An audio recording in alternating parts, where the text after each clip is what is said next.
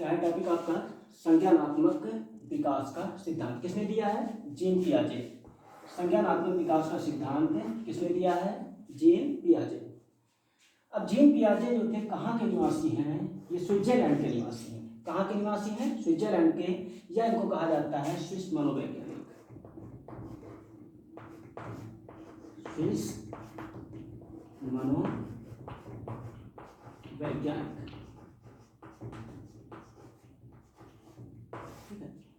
Gene पियाजे ने संज्ञानात्मक विकास का सिद्धांत दिया, जो स्विट्जरलैंड के निवासी है, जिन्हें स्विस मनोवैज्ञानिक कहा जाता है। इनकी विचारधारा के बारे में बताइए, जान लें कि इनकी विचारधारा कैसी है। विचारधारा, इनकी विचारधारा कैसी है? अंतःक्रियावादी विचारधारा,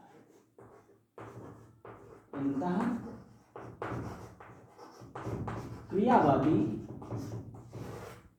विचारधारा।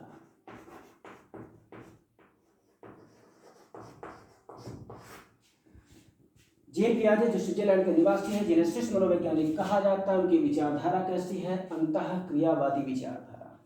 अब ये किसकी अंतःक्रिया की बात करते हैं, तो इस पे बात करते हैं। तो सबसे पहली चीज हमारे सिद्धांत का नाम है संज्ञानात्मक विकास का सिद्धांत। संज्ञानात्मक डेवलपमेंट करना है, संज्ञानात्मक विकास करना है, कॉग्निटिव डेवलपमेंट करना है बच्चों का हमें। तो सबसे पहले इसमें जानना होगा कि संज्ञान क्या होता है। ठीक है, क्या है पहला पॉइंट? संज्ञान। संज्ञान क्या है? क्या है संज्ञान? तो संज्ञान क्या है? संज्ञान का मतलब होता है कि जानना या पहचानना। संज्ञान का मतलब क्या हुआ? किसी को भी कुछ भी क्या करना है? जानना है, या उस चीज को हमें क्या करना है? पहचानना है। अब बच्चों को हमें कौन सा डेवलपमेंट करना है? जानने पहचानने का डेवलपमेंट एक तरीके से कह सकते हैं कि वो किसी चीज को क्यों जाने, क्यों पहचाने, ये सारी चीजें। और कब जानेंगे, किस अवस्था विशेष में जानेंगे, और बच्चों को सिखाने का जो तरीका है, चूँकि हम जब ऐसे पढ़ा रहे होते हैं बिना उनकी अवस्था विशेष को ध्यान में रख करके जब हम पढ़ाते हैं, तो क्या होता है? उनका कॉग्निटिव डेवलपमेंट सही तरीके से नहीं होता है। क्योंकि जो चीज़ें में भी हमें सिखाना है a+b का होल स्क्वायर बराबर क्या होता है? a² + b² + 2ab। अगर मुझे ये सिखाना है, तो ये सिखाने के लिए एक अवस्था विशेष निश्चित होती है कि नहीं। हम यार 0 से 2 में नहीं सिखा सकते हैं, 2 से 5 या 4 में हम नहीं सिखा सकते हैं, ठीक, 5 से 7 में हम नहीं सिखा सकते हैं। कब सिखा सकते हैं? यहाँ मान लो 7 से 9 में सिखा सकते हैं, तो इसमें क्या है? इस अवस्था विशेष में सिखा सकते हैं चीज़ों को। एक अवस्था विशेष में चीज़ें सिखाई जा सकती हैं, क्योंकि मानसिक प्रक्रिया भी कुछ संप्रत्यय की बात करेंगे तो समझ में आएंगे ये सारी चीज़ें आपकी। तो सबसे पहली चीज़ क्या है? संज्ञान। संज्ञान क्या है? जानना या पहचानना। अब जानना, किसी को क्यों जानोगे, क्यों पहचानोगे, तो उसके भी कारण होते हैं, वही उनके संज्ञान के तत्व बन जाते हैं। तो संज्ञान की एक ऐसी प्रक्रिया है। संज्ञान क्या है? एक प्रक्रिया है। संज्ञान क्या है? एक प्रक्रिया है, जिसमें कौन कौन सी क्रियाएं होती हैं आपकी? संवेदना, संवेदना, प्रत्यक्षण,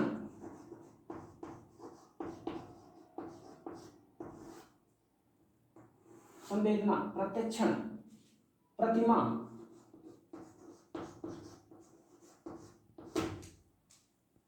धारणा,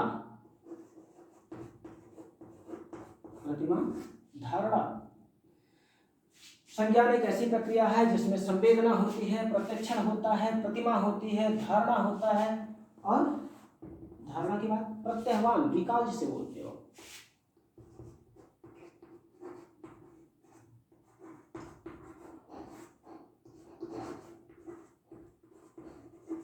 प्रत्यहवान, विकास। तो संज्ञान एक ऐसी प्रक्रिया है जिसमें संवेदना है, प्रत्यक्षण है, प्रतिमा है, धारणा है, प्रत्यहवान है, रिकॉल में, है ना, उस चीज को रिकॉल कर सकते हैं। फिर और क्या हो सकता है? चलो इतनी ही चीजें लेते हैं ना।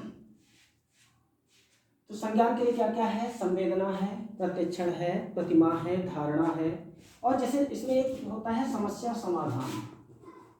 समस्या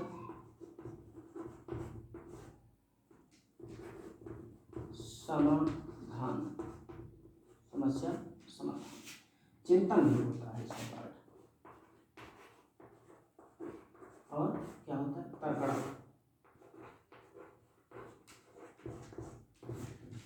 संज्ञान क्या है? संज्ञान मतलब किसी चीज को जानना या पहचानना होता है। संज्ञान एक ऐसी प्रक्रिया है जिसमें संवेदना होती है, प्रत्यक्षण होता है, प्रतिमा होती है, धारणा, प्रत्याह्वान, समस्या समाधान, चिंतन और तर्कड़ा, ऐसी प्रक्रियाएं, ऐसी क्रियाएं, ऐसी मानसिक प्रक्रियाएं की जाती हैं इसमें। तो सीधी सी बात है संज्ञान। अब हमें बच्चों को जब हम सिखाने जा रहे हैं, अगर संज्ञानात्मक डेवलपमेंट करने जा रहे हैं, संज्ञानात्मक विकास का मतलब हुआ जब कोई भी कॉन्सेप्ट आपको दिया जाए, कोई भी कॉन्सेप्ट आपको सिखाया जाए, आप उसका पूरी तरीके से आपके अंदर विकास हो उसका, मतलब उस कॉन्सेप्ट के बारे में आप निर्णय ले सकें, आप उस कॉन्सेप्ट के बारे में तर्क कर सकें, उस कॉन्सेप्ट के बारे में अपने नियम बना सकें, उस कॉन्सेप्ट के बारे में अपने सिद्धांत बना सकें, उस कॉन्सेप्ट का हम उपयोग करें, वो कॉन्सेप्ट हमारे लिए ग्राह्य हो, बहुत आसानी से, सुगमता से हमारे मन मस्तिष्क में आ जाए, जिसको लेने हमें कोई तकलीफ नहीं होनी चाहिए। और ऐसा अगर कोई टॉपिक पढ़ाना है बच्चों को, बच्चों के अंदर ऐसा कुछ आए, आप चाहते हैं कि नहीं ये ऐसा कुछ होना चाहिए कि बच्चे आसानी से उस टॉपिक विशेष को ग्रहण कर लें, तो हमें खुद जानना होगा, क्योंकि एक प्रशिक्षण के कार्य में बहुत आवश्यक होता है कि संज्ञानात्मक विकास होता क्या है, एक शिक्षक को ये जानना ही चाहिए। तो संज्ञानात्मक विकास में मैंने सबसे पहला शब्द आया है संज्ञान। संज्ञान मतलब जानना या पहचानना होता है। संज्ञान एक ऐसी प्रक्रिया है जिसमें संवेदना संवेदना मतलब जो भी चीज़ आपको संवेदित करेगी उसे आप जरूर जानना और पहचानना चाहेंगे। मैं ऐसे समझें कि कांटा है, कांटा जब आपको चुभता है, आप ना चाहे, चूँकि वो चुभ वहाँ पर दर्द हो रहा है, वहाँ पर आइटम दर्द होता रहेगा, वो संवेदित करता रहता है, इसलिए आप उस कांटे विशेष को नहीं भूलते हैं, आप यहाँ तक का याद रहता है किस चीज़ का कांटा है। लेकिन हम उस चीज़ को जानना चाहते हैं, तो जो भी चीज़ आप बच्चों को बताएं, उसकी उपयोगिता संवेदित कब करेगी कोई भी चीज़, जब उसकी उपयोगिता का ज्ञान होगा, उसकी उपयोगिता का ज्ञान होगा। तो संवेदित तभी करेगी, उसकी उपयोगिता का ज्ञान होगा, कि उसके नेगेटिव पार्ट में भी हम नेगेटिव माइंड से सोच सकते हैं कि इसकी अनुपयोगिता का ज्ञान होगा।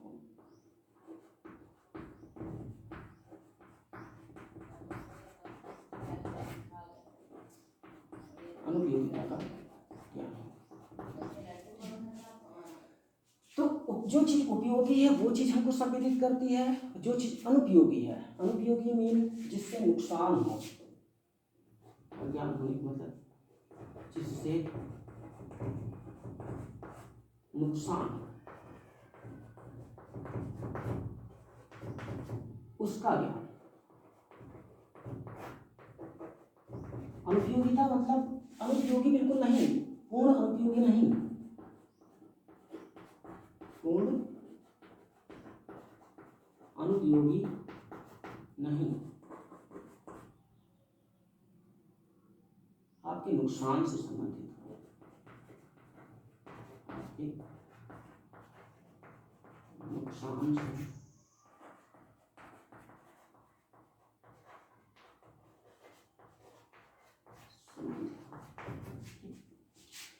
तो संज्ञान में संवेदना एक पार्ट है। तो सबसे पहली चीज हमें क्या है कि उस बच्चों को किसी भी विषय वस्तु के बारे में उसकी उपयोगिता का ज्ञान करें, आखिर उपयोगी क्यों है, आखिर क्यों हम इस सब्जेक्ट को पढ़ रहे हैं, या इस टॉपिक विशेष को हम क्यों पढ़ रहे हैं, इसकी आवश्यकता क्या है हमारी वास्तविक जीवन में, क्या है इसका अनुपयोग।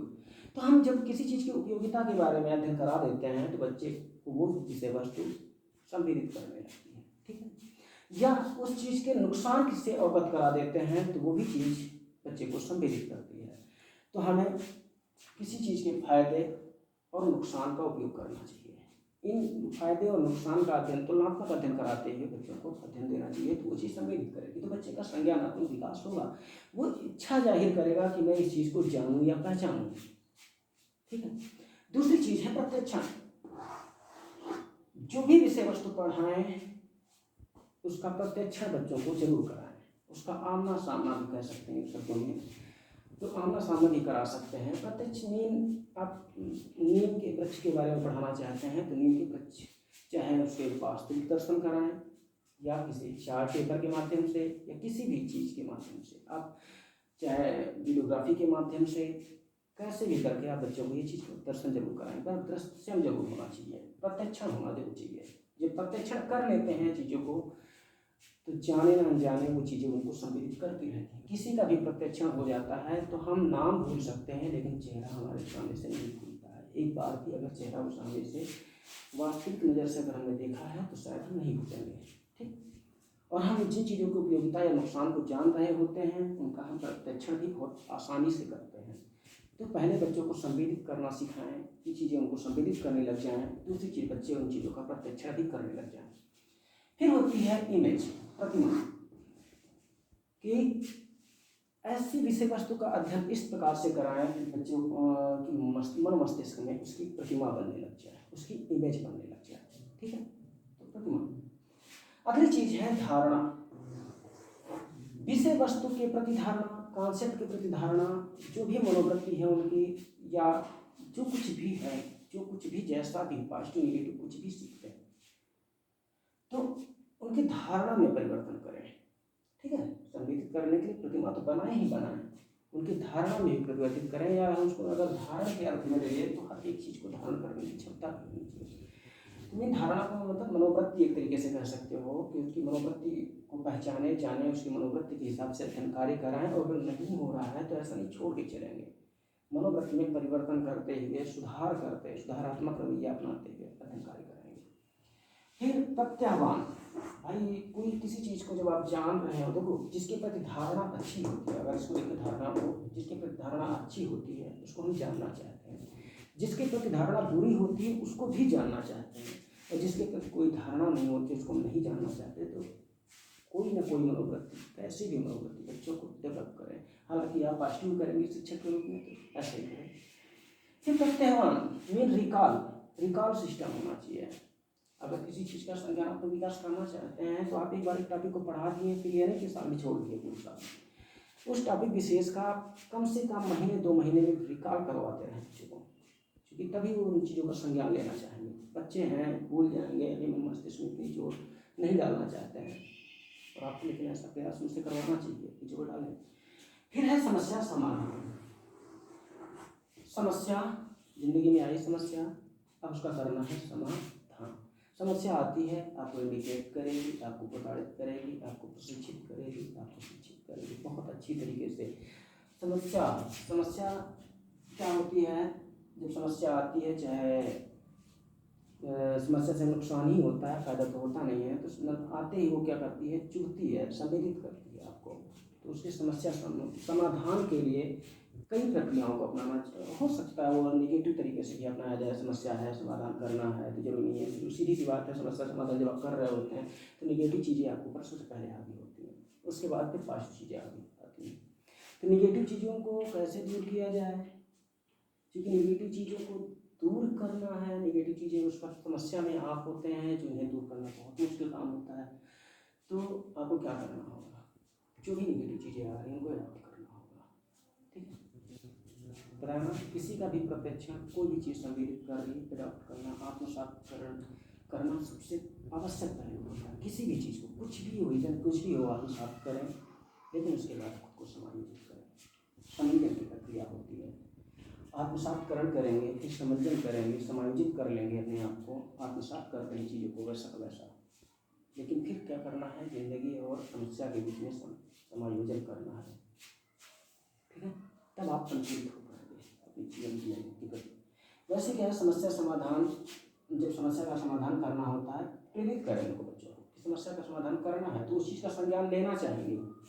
ठीक है, ये समस्या है, अगर ऐसा समाधान नहीं होता है इस चीज़ का तो ऐसा, इसका ये नुकसान हो जाएगा, ऐसा बच्चों को अवगत कराएं। अगर ऐसा चीज़ें का तो प्रेरित होकर काम करने के लिए।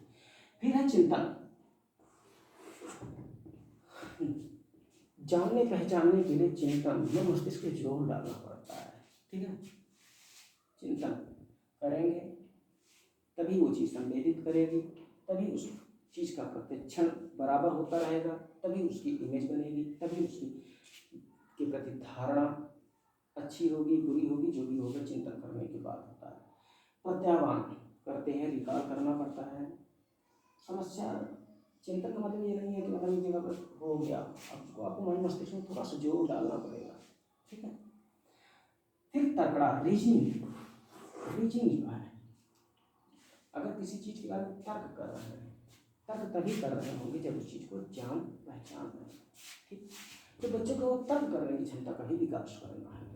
तो हमें बच्चों को अंदर संवेदना विकसित करनी है, बच्चों को प्रत्यक्षण कराते रहना है, बच्चों को ऐसा कंटेंट पढ़ाना है कि उनकी इमेज, उनके अंदर इमेज बनती रहे, उनकी मनोवृत्ति अच्छी करनी है, उन्हें रिकॉल करना सिखाना है, उन्हें समस्या समाधान करना सिखाना है, चिंतन करना सिखाना है और तर्क करना सिखाना है, जिसके माध्यम से वो संज्ञान को कर पाएंगे। ठीक है।